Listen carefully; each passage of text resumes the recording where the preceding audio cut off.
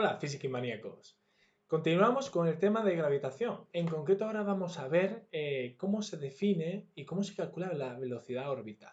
¿Ok? En el anterior vídeo vimos la velocidad de escape y te recomiendo que para este vídeo, si no sabes cómo funciona la velocidad gravitatoria y no entiendes bien las leyes de Newton, te vayas al tema 2, ¿vale? Donde aparece en concreto la ley de Newton y cómo se describe la fuerza tangencial y la fuerza normal. Pero de todas formas, ahora vamos a hacer un repasillo, ¿vale? ¿Te parece? Pues vamos a la obra. Bien, la velocidad orbital. La velocidad orbital es esa velocidad, ¿vale?, con la que va girando de manera constante, ¿lo veis? Va orbitando de manera constante y tiene, y digamos que no se sale de esa órbita, ¿vale? Entonces, cuando en muchos ejercicios de selectividad nos piden calcular la velocidad orbital de este satélite que se encuentra a esta distancia del planeta. Para eso, antes de nada, hay que comprender por qué un satélite orbita, por qué un cuerpo está continuamente girando alrededor de un planeta o otro cuerpo con masa y no se cae, es decir, ¿por qué no es atraído? Aquí vemos que la fuerza de la gravedad hace que lo atraiga, pero ¿por qué no es atraído? Esto se debe a la velocidad. Como el cuerpo lleva una velocidad, entonces digamos que siempre está en continuo giro. Como vemos, ¿veis?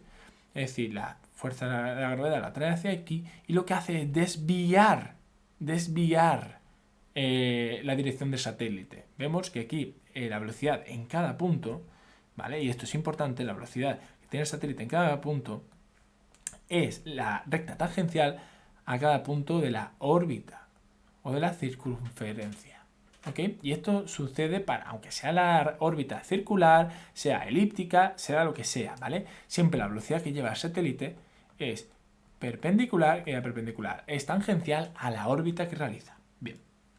Entonces, claro, si una fuerza, como hemos visto en casos anteriores, por ejemplo, si dejamos aquí un objeto y lo dejamos caer, lo que va haciendo es que su velocidad va aumentando, está acelerando. ¿Qué sucede aquí? En este caso no acelera.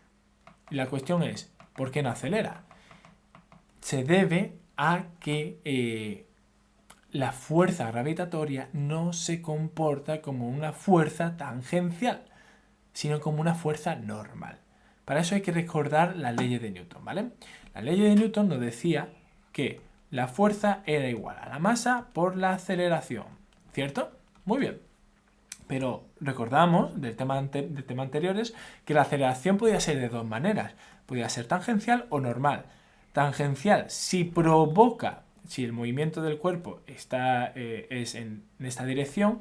Si la aceleración va en la misma dirección que la velocidad, lo que provoca es una variación de la velocidad. Por lo tanto, la velocidad aumenta o disminuye si va en contra del movimiento del cuerpo. ¿Ok?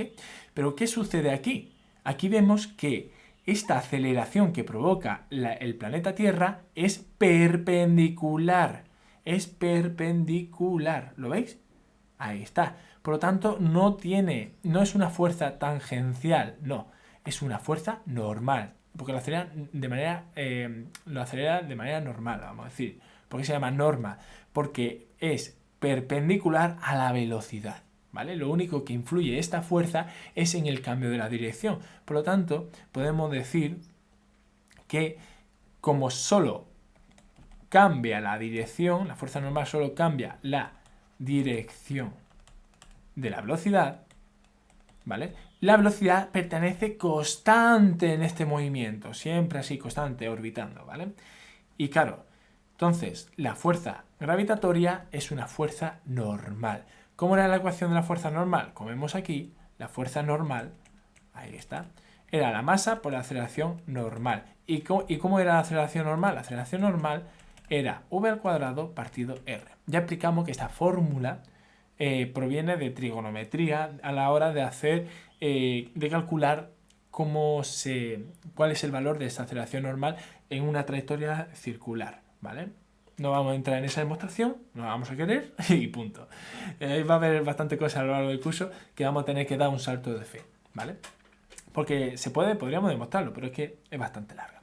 Bien, por lo tanto decimos que la fuerza gravitatoria el valor, ¿vale? Por eso pongo el módulo, aquí ya no queremos ni sentido ni nada, solamente el valor es una fuerza normal. Por lo tanto, aquí tenemos esto. Bien, esta velocidad es la velocidad del cohete, lógicamente, la velocidad de lo que está girando, ¿vale? Lo que está produciendo ese movimiento circular. Entonces es la velocidad orbital. Vemos que al igualar entonces la fuerza gravitatoria a la fuerza normal, ¿ok? Lo que sucede es que despejando esta expresión, la velocidad orbital, obtenemos esta de aquí. ¿Cómo despejarla? Pues sencillo. Aquí tacharíamos M2 y M2, tacharíamos esta R con esta otra R y nos quedaría que la velocidad orbital al cuadrado es G por la masa de 1 partido R. R, lógicamente, la distancia que hay del cuerpo al satélite. Muy bien, haciendo la raíz obtenemos esta expresión. Por lo tanto, ¿de qué depende la velocidad orbital de un cuerpo? Va a depender de la distancia a la que se encuentre y de la masa del planeta. Si tiene más masa, vemos que la velocidad orbital tiene que ser mayor para que pertenezca a esa órbita. Y si la distancia se acorta, es decir, se acerca, fijaros como la velocidad orbital es indirectamente proporcional al radio, esto significa, a la distancia que diga, significa que si el radio disminuye, la velocidad orbital tiene que aumentar. Es lógico. Tú piensas que cuanto más cerca está, más fuerte le atrae el planeta. Por lo tanto, para no caer, tiene que girar más rápido. En cambio, si el radio aumenta, lo que pasa es que la velocidad orbital es más pequeña. ¿Por qué? Cuando se aleja, la fuerza gravitatoria es menor. Por lo tanto, necesita menos velocidad. Esa fuerza normal tiene que ser menor para mantenerse en esa órbita. Bien, ¿qué sucede si en una órbita la velocidad es mayor a la velocidad orbital? Bien, como vemos que en el satélite, en el movimiento, ¿vale? Se está enfrentando a la velocidad gravitatoria a una fuerza normal, la fuerza centrípeta. ¿Por qué? Pues la fuerza centrípeta es una fuerza que lo que hace, que se debe más bien al movimiento circular de un objeto. Esa fuerza normal que habíamos hablado, ¿no? Tan simple como esto. Esto es la fuerza normal. Ok. Y ya está, simplemente eso. Entonces, claro, se está enfrentando la fuerza debida por la gravedad a la fuerza, ¿vale?, debida al movimiento circular. ¿Qué sucede si aumentamos la velocidad? Si aumentamos la velocidad, lo que sucede es que esta fuerza centrípeta, la fuerza normal, es mayor que la fuerza de gravedad. Entonces vemos cómo, al ser mayor, el satélite va a tirar hacia el lado de la fuerza centrípeta. Por tanto, se va a alejar. ¿Y qué pasa al revés? ¿Qué pasaría si la velocidad es menor que la velocidad orbital? Como la fuerza centrípeta y la fuerza normal depende de la velocidad, estaríamos diciendo que la fuerza centrípeta disminuiría. ¿Vale? Esta fuerza normal disminuye, porque recordad que la fuerza normal depende de la masa por velocidad al cuadrado partido R. Si la velocidad disminuye, la fuerza normal también lo hace. ¿Qué sucede entonces?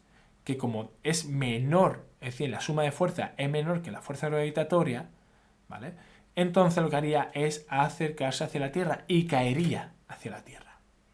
¿Ok? Hemos cogido el concepto, por lo tanto, cada órbita tiene, cada distancia, si cada órbita tiene una velocidad orbital. Si nosotros estuviéramos en esta órbita, ¿vale?, aquí nuestro satélite, la velocidad tendría que ser mayor, por lo que hemos dicho. Tiene una velocidad orbital distinta. Y si la órbita está más lejos, vemos que la velocidad orbital tendría que ser menor, porque está más lejos. ¿Ok? ¿Lo hemos entendido? Perfecto. Vamos entonces a lo siguiente. Como está un satélite en órbita, ¿vale? Ahí está. Está en órbita, tiene siempre un periodo, ¿vale? Recordamos los movimientos circulares. Todo movimiento circular tiene un periodo. ¿Cómo se definía el periodo? Como el tiempo que tardaba, ¿vale?, en dar una vuelta. ¿Tarda 5 segundos? Pues el periodo es 5 segundos. ¿Que tarda 3 años? Pues el periodo es 3 años. Por eso, por ejemplo, el periodo de la Tierra alrededor del Sol sería de 1 año. El periodo de la Luna alrededor de la Tierra es de 28 días. Las fases lunares. Cada 7 días es una fase. Y da la vuelta completa a los 28. Muy bien. Pero ¿cómo podríamos calcular ese periodo? Bien, para eso nos tenemos que ir básicamente a lo que las definiciones de movimientos circulares. Muy bien. Veíamos que la velocidad, ¿vale? Esta es la velocidad angular, ¿vale? ¿Por qué la velocidad angular? Como ya dijimos, el tema de movimientos rectilíneos uniformes y movimientos circulares uniformes, la velocidad angular no es otra cosa que el ángulo que recorre partido un tiempo, ¿ok? Muy bien, como queremos utilizar la definición de periodo, es el tiempo que tarda en dar una vuelta. ¿Cuánto es una vuelta? En radianes, 2pi. Esto es una vuelta. Y este es el tiempo que tarda en dar una vuelta. Entonces podemos definir la velocidad angular de esta manera. Bien, y como ya habíamos visto en el mismo tema, la velocidad lineal se relaciona con la velocidad angular con esta relación. Recordamos que la distancia que recorre a lo largo de una trayectoria circular era igual al ángulo recorrido por el radio. Lo mismo pasa con la velocidad, que era la velocidad angular por el radio, y la aceleración. La aceleración era la aceleración angular por el radio. Siempre se relacionan las variables lineales con las angulares con el radio. Así de simple es. Fíjate. Entonces, ¿cómo podemos obtener el periodo? Vale, nosotros sabemos que la velocidad orbital es esta, ¿cierto?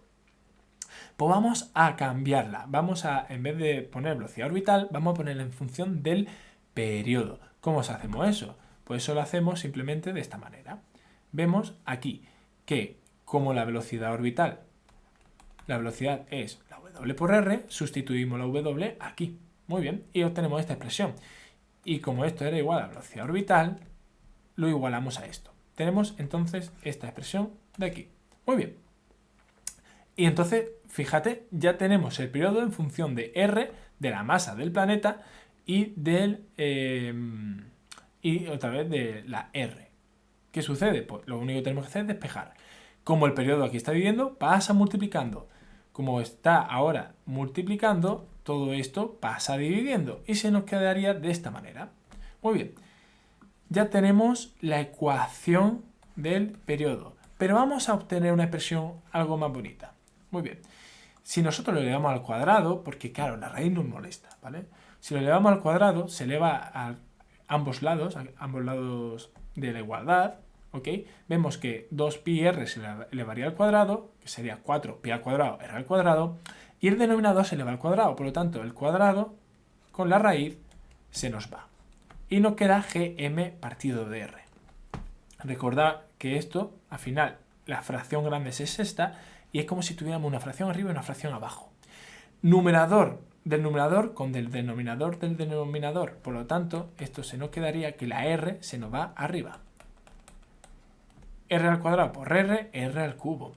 Muy bien, y ya, digamos que, por si no sabéis el truco, cuando tenemos una fracción, imagínate, a partido b y c partido d, simplificar esto es igual que coger los extremos de arriba y de abajo, ¿vale? Que van arriba, ahí, a por d, y coger los extremos intermedios que irían abajo. Si me preguntas el porqué de esto, es tan fácil como utilizar la propiedad de la división. A partido b dividido, porque esto es una fracción igual que una división, c partido d.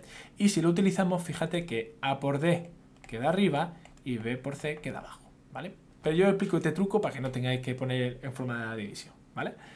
Muy bien. Entonces, claro, ¿cómo se nos quedaba? Bien, volvemos. La r se nos queda arriba y el g partido por m se nos queda abajo. Muy bien. Fíjate que 4pi es una constante, 4pi al cuadrado, que diga. Gm, la masa del planeta, eso es constante, no varía. No sé, le pega un bombazo o otro planeta, otro sistema, otro satélite.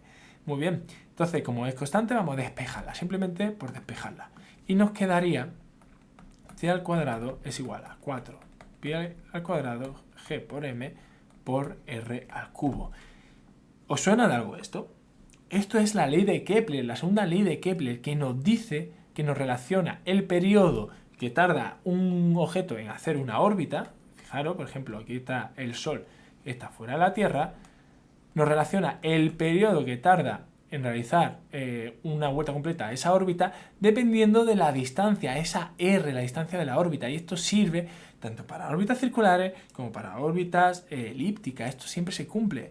Fijaros, y esta constante no es otra cosa que esto de aquí, 4pi al cuadrado partido gm. De aquí se obtiene la ley de Kepler. ¿Ok? Pero lo importante, que hemos obtenido a partir de, como conclusión, simplemente a partir de la velocidad orbital, pasándola a la variable de frecuencia angular y el radio, ¿ok? que a su vez lo hemos podido relacionar con el periodo, ¿vale? Hemos podido despejar el periodo y obtener la expresión. ¿Ok, chicos? Al final, para pasar de una variable a otra, tenemos que ver qué relación. La velocidad orbital está relacionada con la velocidad angular y la velocidad angular está relacionada con el periodo. Pues intentamos hacer esa transición. ¿Cómo? Pues primero con esta ecuación y segundo con esta ecuación. ¿Lo veis?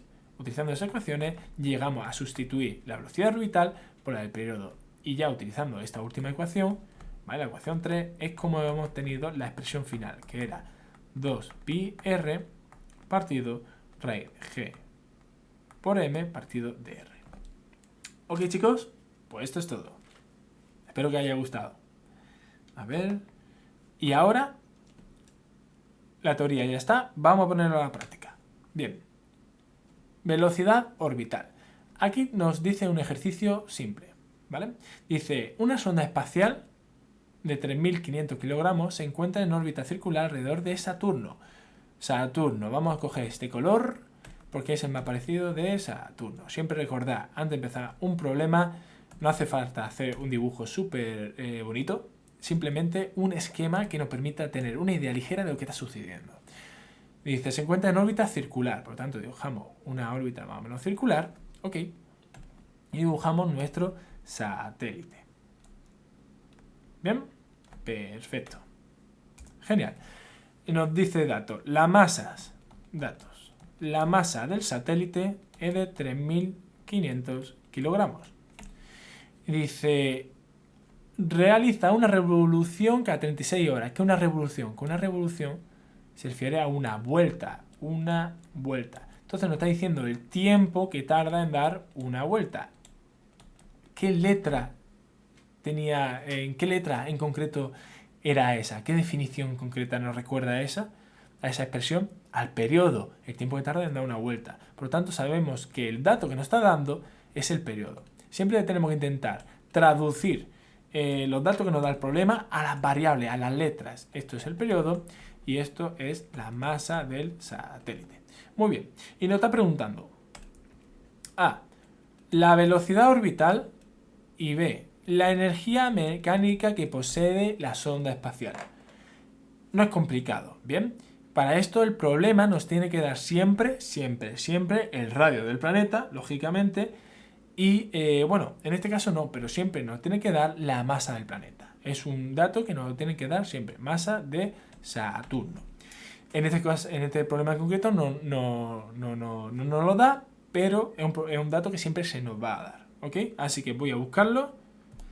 Ya lo he encontrado, lo he buscado en Google en un momento. Bien, entonces, antes de sustituir valores, expresiones. Siempre vamos a la expresión. Después sustituimos los números al final, porque en física hacemos muchos despejes y no vamos a tardar una barbaridad a la hora de realizar el ejercicio. Por lo tanto, ¿cuál es la velocidad orbital? Pues entonces, ¿qué sabemos de esa órbita? Sabemos que se encuentra a una distancia, ¿ok? A una distancia r. Muy bien, a una distancia r del planeta. Muy bien. Por lo tanto,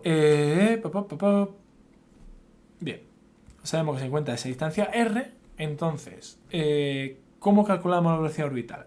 Pues hacemos lo mismo de siempre. Cogemos el sistema circular, este sería nuestro satélite, y hacemos el análisis de fuerzas. ¿Qué fuerza está ejerciendo sobre nuestro satélite? La fuerza gravitatoria, y como está girando, la fuerza centrípeta. Muy bien. ¿Qué sucede con estas dos fuerzas? Estas dos fuerzas, lo que sucede es que si una fuera mayor que la otra, se iría hacia el planeta o se alejaría del planeta. Por lo tanto, recordamos siempre la fórmula de fuerza total es la suma de las fuerzas a la que está sometida nuestro objeto. En este caso, la fuerza total es la fuerza gravitatoria más la fuerza centrípeta. Muy bien.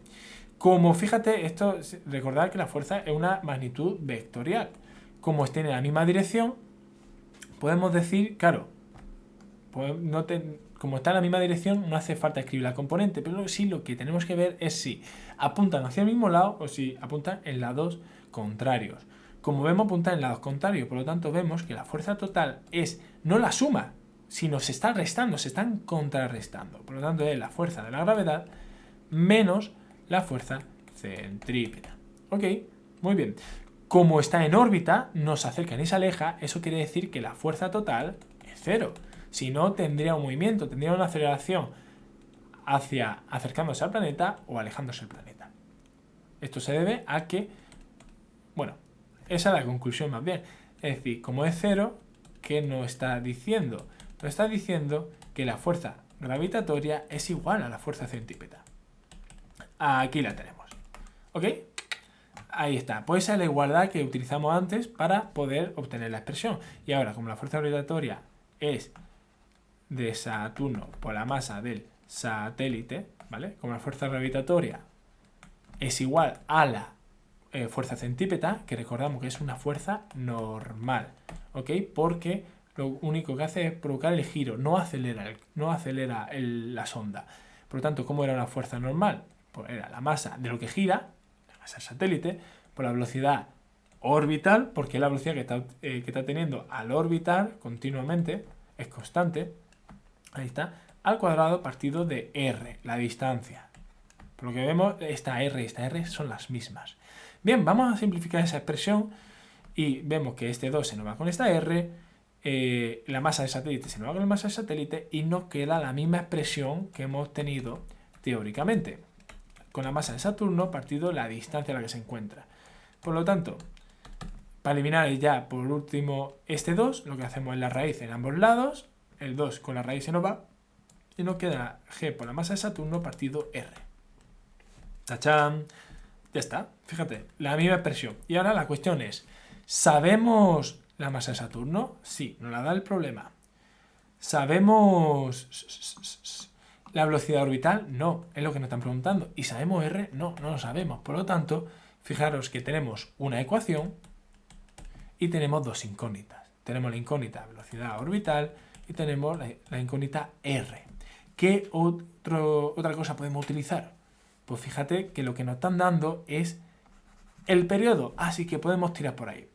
Recordamos que el periodo, como hemos dicho anteriormente, podemos calcularlo de esta manera. Sabemos que la velocidad orbital es w por r y sabemos que la w se definía como 2pi partido el periodo. Por lo tanto, sustituimos. Muy bien. Y nos queda que la velocidad orbital es 2pi partido t por r. Y esta sí la sabemos. ¿Qué ha sucedido? Fijaros, tenemos ahora dos expresiones de la velocidad orbital, que es, entonces, por lo tanto, con la velocidad orbital es igual a esto y la velocidad orbital es igual a esto, cogemos las dos ecuaciones, ahí está, Saturno partido de r. Muy bien. Y como hemos tenido las dos expresiones de la velocidad orbital, una dependiendo del periodo y otra dependiendo de la masa del planeta, como son iguales, estas de aquí, por igualación, podemos igualar estas de acá. Y cogemos y decimos que 2pi partido el periodo por r es lo mismo que la raíz de g por la masa de Saturno partido r. Y ahora analizamos otra vez la incógnita que nos queda. No tenemos la r, la distancia, y no tenemos la r, pero fíjate, es la única que no tenemos, porque el periodo no lo da y la masa de satélite también. Por lo tanto, despejamos esa r de ahí. Ok, ¿cómo la despejamos? Pues antes de nada, siempre la raíz nos molesta. No podemos despejar con la raíz, por lo tanto la eliminamos. ¿Cómo la eliminamos? Elevando ambos términos al cuadrado. Lo que nos da todo esto al cuadrado sería 2 al cuadrado 4, pi al cuadrado, periodo al cuadrado, por r al cuadrado. Y ya el cuadrado se nos iría con la raíz y nos quedaría g por la m de la masa de Saturno partido r. Entonces cogemos esta expresión y despejamos la r. Muy bien. Intentamos juntar la r a un lado y el resto al otro. Esta r está dividiendo, pasa multiplicando y todo esto que está multiplicando pasa dividiendo. Por lo tanto, se nos quedaría r al cuadrado por r al cubo, g por la masa de Saturno, partido todo esto de aquí, 4pi al cuadrado, partido el periodo al cuadrado. Muy bien. Continuamos en otra hoja. Muy bien, vamos a ver. Por lo tanto, se nos había quedado, un momentillo, que no recuerdo la expresión. Ahí está, bien, la voy a copiar. Un momentito. Ahí está. Copiamos y nos la llevamos. Muy bien. Ahí la tienes. Genial. Bien, por lo tanto, ya la tenemos despejada. Vamos a intentar simplificar esto. Hacemos lo mismo que antes. Cogemos, y esto como si estuviera dividido entre 1, y extremos arriba, intermedios abajo. G masa de Saturno por periodo al cuadrado, partido 4pi al cuadrado es igual a r al cubo. Y como lo que queremos calcular es, en este caso es la distancia del radio, entonces sabemos que como nos deshacemos de la raíz cúbica utilizando su función inversa, la raíz cúbica. Si está elevada al cubo, utilizamos la raíz cúbica. Por lo tanto, raíz cúbica aquí se nos va con el 3. Fijaros, 3 y 3. Ahí está, se nos va. Y aplicamos la raíz cúbica a ambos lados. Por lo tanto, se nos quedaría así la masa de Saturno por el periodo al cuadrado partido 4pi al cuadrado. Y se nos queda que R entonces es la raíz cúbica de G por la masa de Saturno por el periodo al cuadrado partido 4pi al cuadrado. Aquí la tenemos. ¿Ok? Perfecto, genial. Muy bien. Claro, nos preguntaban sobre la velocidad orbital. ¿Qué sucede? Sencillo, habíamos dicho que la velocidad orbital teníamos dos ecuaciones. Era W por R por el movimiento circular que tiene, que esto era 2pi partido t por r. De aquí lo podemos calcular porque la r ya la tenemos y el periodo también. O lo podemos calcular de la definición de velocidad orbital, que era la raíz de g, la masa de Saturno, partido por r. Ahí está. A ver, reviso un momentito. Exactamente. Muy bien. Entonces, como ya tenemos los datos, podemos calcular perfectamente la velocidad orbital de cualquiera de las dos maneras. Muy bien. Vamos a repasar qué hemos hecho. Muy bien. ¿Qué hemos hecho? Bien. Hemos calculado la expresión de velocidad orbital, pero nos hemos dado cuenta que nos quedan dos incógnitas, la velocidad orbital y la r. Y eso tenemos una ecuación. Buscamos otra ecuación. ¿Qué dato tenemos? El periodo. Pues vamos a ir a esa ecuación. Siempre vamos a intentar buscar las ecuaciones de los datos que tenemos. Pues vamos a intentar relacionar la velocidad orbital con el periodo. ¿Cómo? De esta manera. La velocidad orbital es 2pi partido t por r. Entonces, ahora sí que sucede. Ahora sucede que tenemos dos ecuaciones, la velocidad orbital, dos ecuaciones y dos incógnitas, la velocidad orbital y r. Y por lo tanto hemos hecho un sistema. Lo hemos resuelto por igualación y hemos despejado la r. ¿Ok? Finalmente calculando la velocidad orbital. Bien. Y el apartado B, la energía mecánica. Pues eso es muy simple. Es muy simple. Como está en órbita continuamente, fijaros. El sistema está en órbita. ¿Ok? La velocidad es constante. Por lo tanto, decimos que la energía cinética es constante. Recordando que la energía cinética es 1 partido 2, la masa de lo que gira, en este caso el satélite, por la velocidad al cuadrado, la velocidad orbital. ¿Y qué sucede con la energía potencial? Como la distancia, porque recordamos que la energía potencial, ¿de qué dependía? Dependía de la G, la masa del planeta, la masa del satélite, partido de R. La G es constante, las masas son constantes y la R en la órbita, como es circular, es constante. Es constante. Por lo tanto, como es constante, y vemos que todos son constantes, podemos decir que como R es constante, la energía potencial es constante. Y de esta manera demostramos que en una órbita circular la energía mecánica es constante.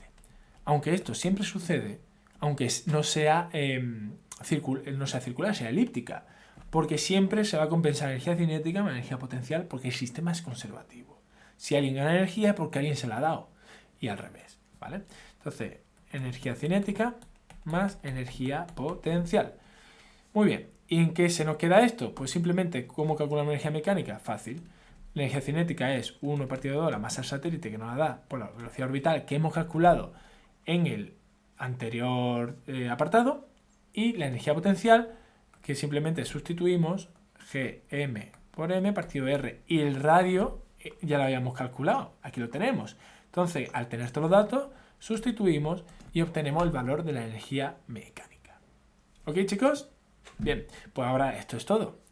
Bien, en otros vídeos haremos el ejercicio ya incluyendo los datos y poniendo los datos. Pero lo importante es obtener la expresión final y aquí sustituir. obtener la expresión final y sustituir. ¿Por qué? Porque si no, vas a estar arrastrando, fíjate cuánto despeje, vas a estar arrastrando con muchos números que son muy grandes y es muy incómodo trabajar así. Bueno, un saludo.